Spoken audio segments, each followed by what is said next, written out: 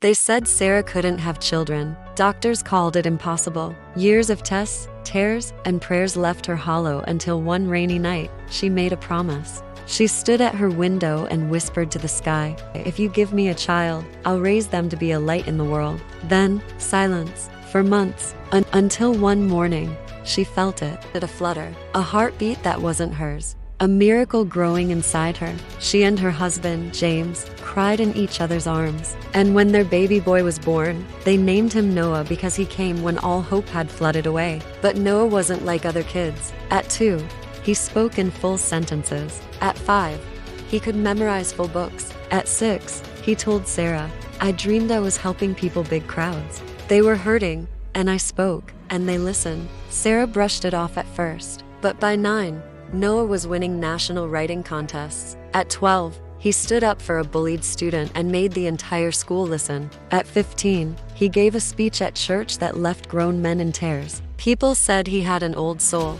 Sarah said, "No, he has a promised soul." Years passed. Noah became a speaker, a writer, a helper. But every time the world applauded, he always looked for one person in the crowd. His mother, the one who believed in him before anyone else existed. One night, he stood on stage and said, "I'm not here because I was special. I'm here because my mother kept her promise. And now 'tis my turn to keep mine."